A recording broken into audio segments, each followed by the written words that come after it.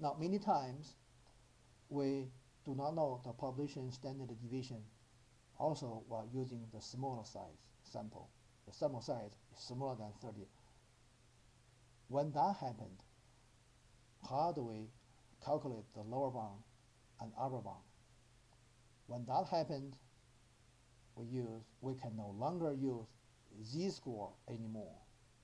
We use t-score. We use this expression. Okay, we use this expression. In this expression, it's similar to the second expression, except instead of z-score, now we use t-score. Let's first explain this expression, then we go to explain the difference between the t-score and the z-score. Okay, we use this expression to calculate the lower bound and upper bounds of a confidence interval when we do not know the population standard deviation and the sample size is smaller than 30. Okay, here this term is the same as in the second expression. This is estimated standard error. We use a sample standard deviation as estimate of population standard deviation and to calculate estimate standard error. In addition, we cannot use z-score anymore. We have to use t-score. Use t-score. Okay. Using t-score, there's the issue of degrees of freedom here. We explain that later. How do we look up t-table by using degrees of freedom? Now let's spend some time to explain the difference between the z-score and the t-score. Now, remember we talk about the central limit theorem. From the population, from a normal population, we take all possible samples of a certain size. All the sum of means of a certain size forms a theoretical sampling distribution of the sum of mean here. And this is also a normal distribution. In the process of estimating the population mean, we need to convert the value from this normal distribution into z-score. You standardize it, okay? If you use this formula to standardize the sum of means from this distribution, you get z-score. So you see, in this formula, when you come to standardize sum of means, you use standard error, which is calculated by using the population standard deviation. You see, you got a z-score. But when you do not use that, you do not know this term, when you do not know the population standard deviation, you are forced to plug in a sample standard deviation. So that is this. When you are forced to plug in a sample standard deviation, this calculation, when the sum of mean is standardized by using this expression, the resultant values do not conform to a normal distribution when the sample size is small. It conforms to T distribution or student T distribution. Let me say it one more time. The sum of means within the theoretical sampling distribution of a sum of mean, when you standardize them by using this expression with the known population standard deviation, you obtain z-score. But when you standardize those sum of means using this expression by using sample standard deviation, you don't get normal distribution. You don't get z-score. You get T distribution, student T distribution, when the sample size is small. Look at the difference between the normal distribution and student T distribution. This is the normal distribution. This is student T distribution. The student T distribution is also symmetrical, but is flatter in the middle than normal distribution, but thicker in both tails. But when the sample size increases, the student t distribution approaches the shape of a normal distribution. See, this is the normal distribution, the ultimate the normal distribution. This is the student t distribution with a smaller sample size. When the sample size increases still, it approaches normal distribution. Okay, let's look at this example here. Look at this table. This is the t table. This is a t table. Okay. This is a t table built in a similar manner as the normal distribution table. Okay. Now the first column is t-score. Now let's look at the t-score 1. Okay. Now here is the degree of freedom. Degree of freedom is the number of cases minus 1 in this case. In our situations, the degree of freedom is number of cases minus 1. When the degree of freedom is 1, that means the sample size is 2. Sample size is 2. Let's just look at this. When the with t-score 1, sample size is 2, therefore the degree of freedom is 1. The percentage is 25%. In other words, this area between the mean and the particular t-score is 25% when the t-score is 1. We know for z-score between 0 and the z-score 1, this percentage is 34.13%. But if for t-score is only 25%. See, t-score is only 25%. But when you increase the sample size, therefore the degree of freedom will increase as well. Look at when you increase sample size, that percentage will increase from 25 to 28.87 to 30.45 to 31.3 until you go to keep increasing. Here the degree of freedom 16. Then you go to the next page with higher degrees of freedom. Degrees of freedom 17, that correspond to 33.43, and it keep going up until when you reach like 30, the degrees of freedom is 30, that percentage becomes 33.73. When the degrees of freedom become infinity, you have 34.13. Well, that's exactly what the percentage under a normal distribution.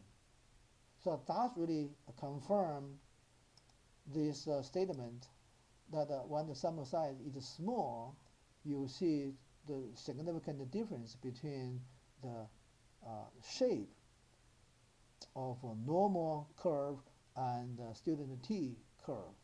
Therefore, the t-score and the z-scores are very different. But when the sample size increases, therefore the degrees of freedom increases, the shape of the student t distribution and the shape of a normal distribution become very similar. And we take the rule of thumb when the sample size is larger than 30, the difference between the student t and the normal distribution will be insignificant. So when the size is larger than 30, we can just use the z-score to approximate a t-score, because there's literally very little difference. But when the sample size is smaller than 30, we stick with t-score, because the difference between the t-score and the z-score will be too significant to ignore. Make sense? So that's Now let's come back to this three uh, different ways to calculate lower bounds and upper bounds of a confidence interval. Let's summarize all these bounds one more time. If we know the population standard deviation and regardless of sample size, we use these ways to calculate lower bound and upper bound of a confidence interval, and that is when we can use z-scores. Okay, but when we do not know the population standard deviation, we'll have to use a sample standard deviation to calculate an estimated standard error. But we can still use z-score when the sample size is larger than 30. However, when we do not know the population standard deviation and the sample size is smaller than 30, we have to use t-score. But we still have to use sample standard deviation to calculate an estimated standard error. So we have used this way to calculate the lower bound and upper bound of a confidence interval. In addition, when you use t-scores, you have to have additional pieces of information, that is the degrees of freedom, number of cases minus 1. Okay. So when you do your assignment, you have to read the questions carefully to evaluate, do you use z-scores or do you use t-scores? Okay, so these are the summaries of the conditions which would give you a sense of which one to use. Now let's look at a couple of examples to see how do we build a confidence interval using the sample standard deviation, also use t-score. From a normal population with unknown population standard deviation, a sample size 40 is taken. The sample size is sample mean is 52, and sample standard deviation is 8. For this question, obviously we do not know the population standard deviation, but the sample size is larger than 30.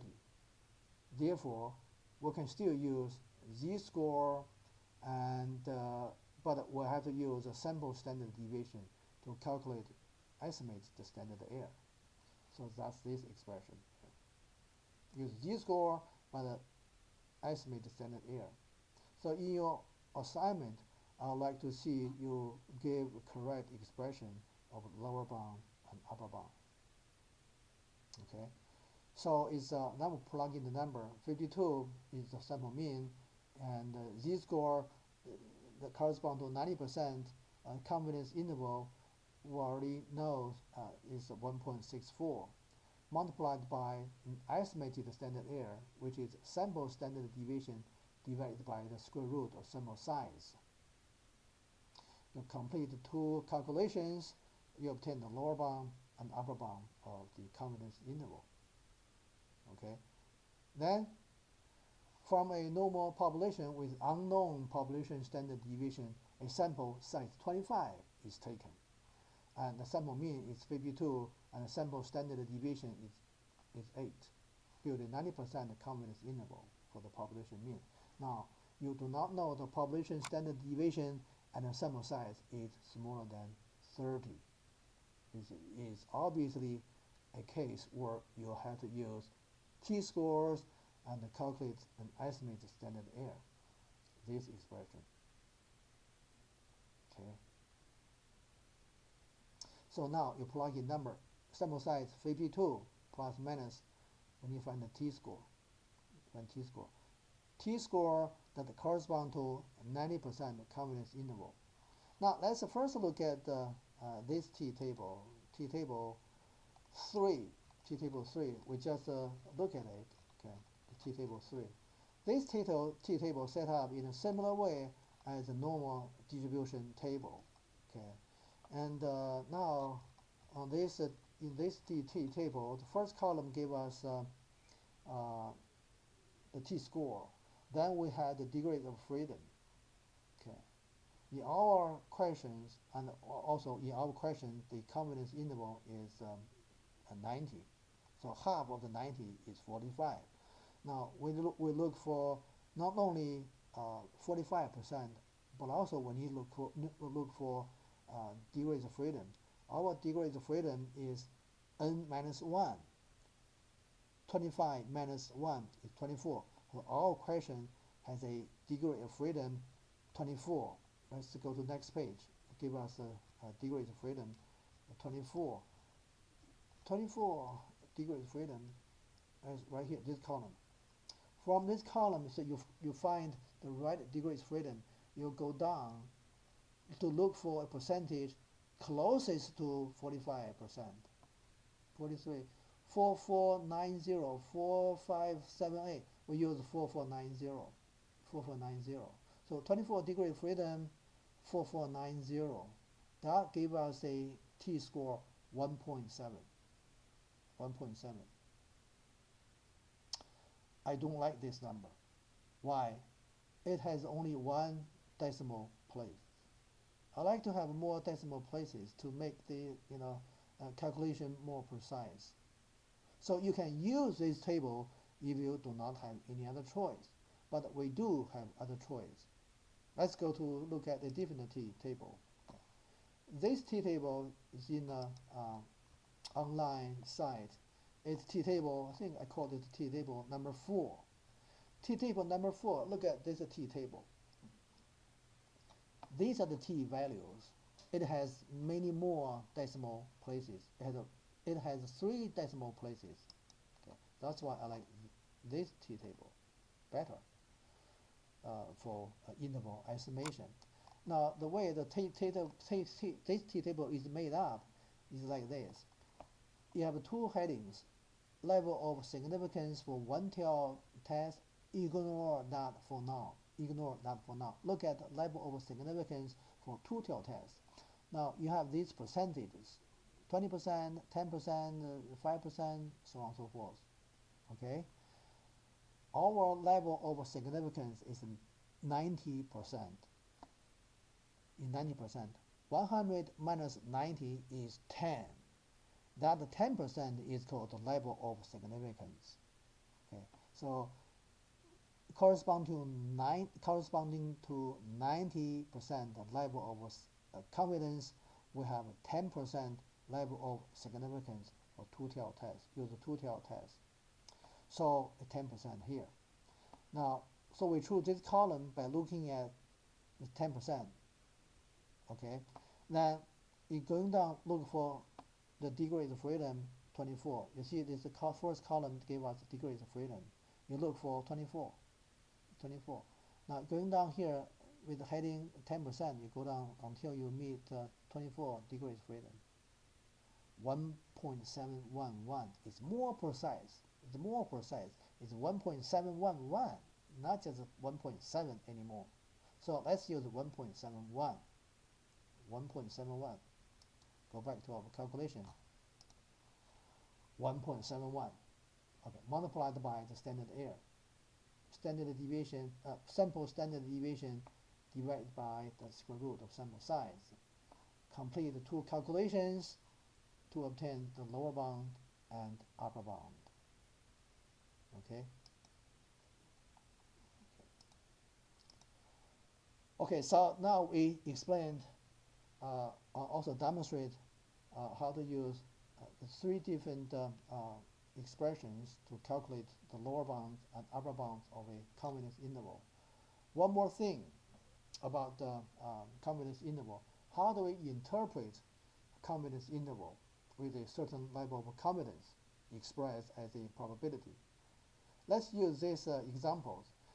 We build a 90% confidence interval. What do we mean by 90% confidence interval? What do we mean by saying that we are 90% confident that the interval we build encloses the true population mean? What do we mean by that?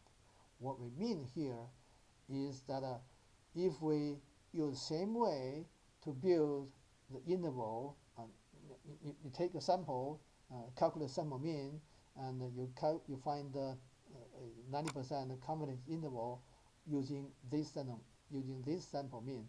Then you go back to take another sample, calculate a different sample. That sample will be the same size, then you again build a 90% confidence interval. You keep doing this. You keep doing this, and go back to take sample and of the same size, calculate the sample means, and building a 90% confidence interval. You do this many times. Let's say you do it 100 times. Of the 100 confidence intervals you build, 90 of them enclose the true population mean. 10 of them do not enclose the true population mean. So that is what we mean by you are 90% sure that you are 90% confidence that the interval you build enclose the true population mean. In this graph, you can see of the 10 intervals, some interval go here. Well, this one enclose the true population mean. Next sample and the same sample size, you build interval. Well, it's here between the lower bound and upper bound. Well, it also enclose the true population mean. And this one is here. It will also enclose the true population mean. But one of them is here, which does not enclose the true population mean. So of the 10 intervals you build in the same manner, 9 of them enclose the true population mean, and this is the true population mean. But one of them does not. And this is what we mean by so-called 90% confidence that this interval encloses the true population mean. I hope this helps. I see you next time. Goodbye.